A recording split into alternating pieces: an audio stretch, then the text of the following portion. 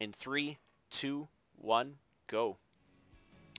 Okay, so here we have spawning over at the 3 o'clock position. We have TT1 as the red Protoss, and again down south as the blue Terran, we have Sjow. So good luck, have fun to both players. We are, of course, starting out on Metalopolis, as every one of our best of 5 series will be in this Europe versus America challenge.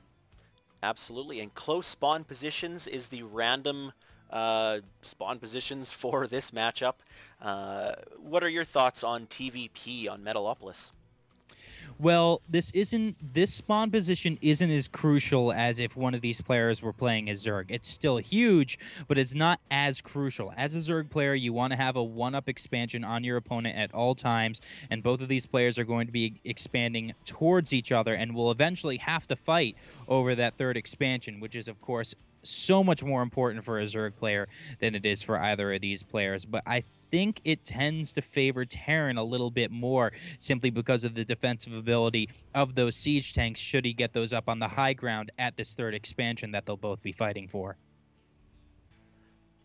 Yeah, I think Terran will, of course, be a little bit favored as well. I think they can take a third base a little bit easier, being able to fly their command center over. Of course. They can construct it and make sure it's safe, and then fly it over and make it into a planetary wherever they need it.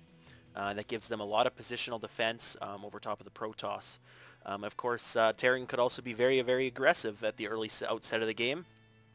I guess you could also say the same for Protoss, though, with any 3 or 4 gate pressure. But as we see right now, Sjow is actually just getting his barracks and his refinery. Very standard opening for Terran. Whether he goes for a tech lab, a reactor, or a factory will be very dependent on what the rest of his build is. On the other end of the map, TT1 is just getting up his gateway, but he got a very fast gas. Yes, he's he did. actually getting a second very fast gas. So something very gas dependent is something we are going to see now. Now, Show's doing perfect timing thus far. I have a rule when it comes to Terrans called the rule of 250, and that is on the game clock, if you have not started going for an orbital command by the time it's 250 on the game clock, you are way behind in your build order, and he already had it up by 238. Oh, wow. That's that is some good timing. And factory is his tech of choice.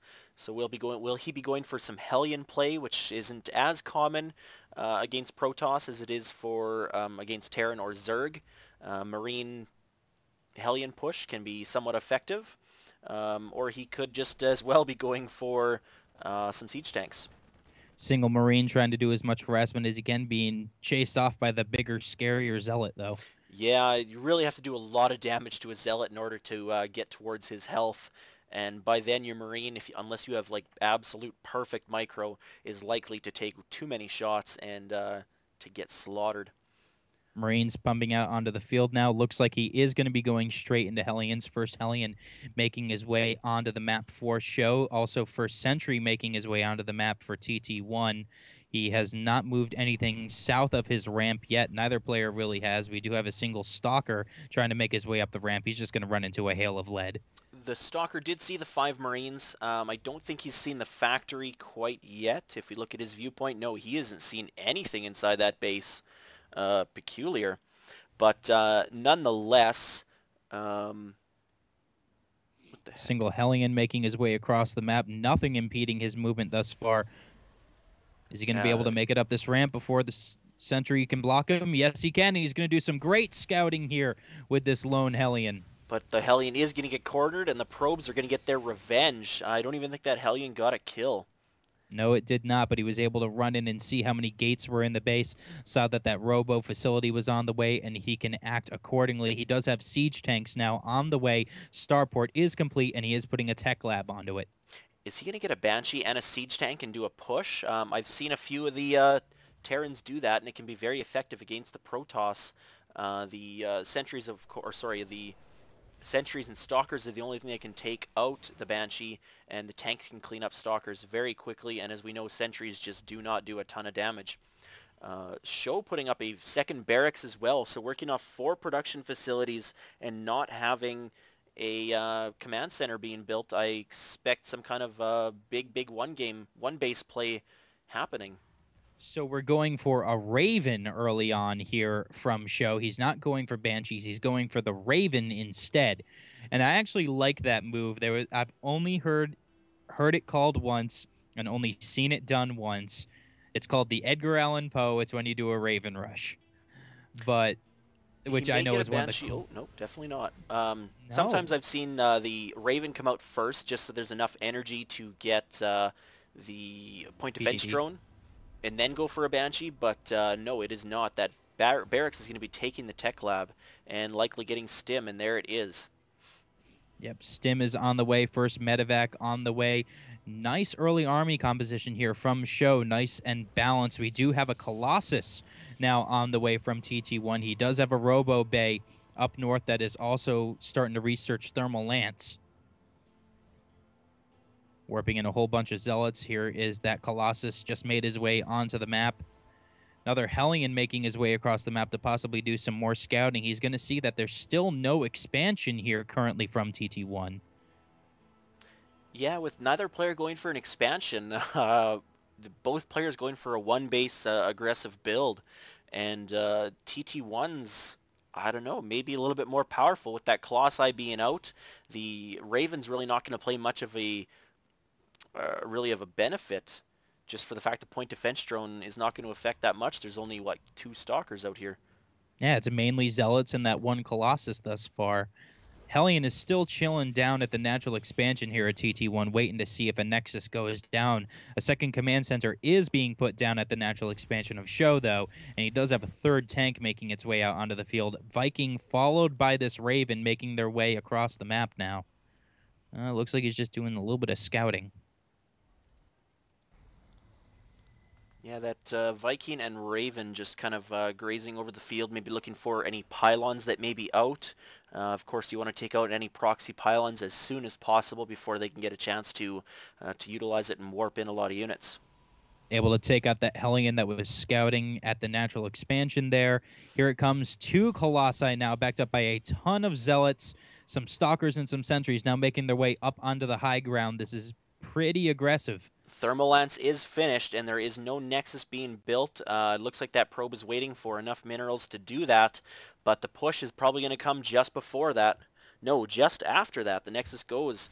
And so this is definitely not completely all in. There's only 2 Vikings out in the field to battle these Colossi. Stim is finished. The Marines get stimmed, and they're able to take out quite a few of these Zealots. But the Zealots getting in close on these tanks, and they're sieged up. They're not doing a lot of damage. The SCVs are forced to come off the line, but the Colossi are going to go down to the Vikings. Point defense drone was put down to stop the Stalkers, but there, of course, was not many of them.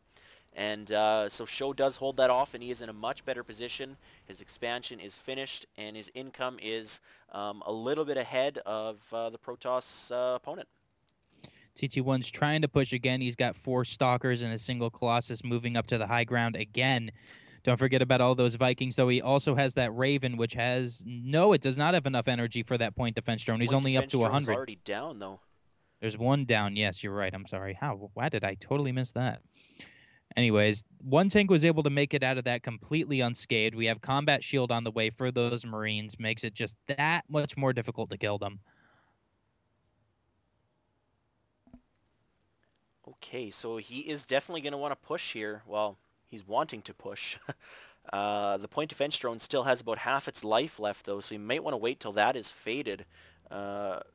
Switching over to Immortals now, though, I do like that. The Immortals are going to be the best answer to these tanks, and there's only 1 here out on the field. The second one's just coming down the ramp.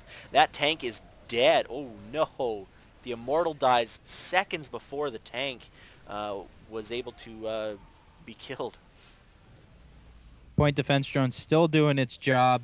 Chasing off all these Stalkers using the SCVs. Well done. Down to just 3 Stalkers. Is another Colossus on the field yet? No, but it is 3/4 complete already, making his way out into the field very soon. Nice saturation here at the natural expansion of TT1, but not a whole lot in the way of defense. Sjow is just in a fantastic position right now. He's up 84 supply to 68, and his income is quite a bit higher. The same amount of harvesters, of course, but the mules just play such a big impact.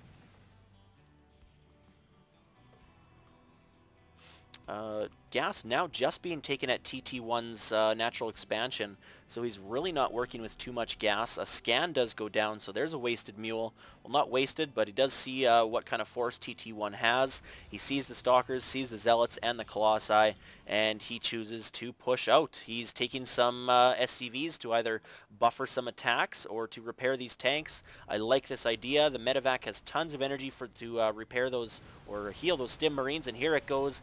The Stim is not gone. Yes, it has gone off. The Stalkers are going to die very quickly. No energy for a point defense drone, but he does throw down a turret. The Colossus goes down. There's only a couple Stalkers left, and it looks like Sjow is going to take this game here. Sjow pretty dominant throughout this entire match, never let an attack get even close to his base. Only a few Stalkers left to try and defend against this, and a pair of Zealots even pulling in all the probes to try to defend against this. But tanks at the back are just picking off these probes one at a time, Marauders at the front. There's and the GG. So TT1 will be picking the next map of this matchup, and that means Sjow is currently up 1-0. And once again, big thanks to our two sponsors, StarCraftSource.com and, of course, Steelseries for gaming headsets, keyboards, mice, and peripherals. So Game 2 will be coming up right away in this Europe versus America show match. And once again, big thanks to our sponsors and our organizers.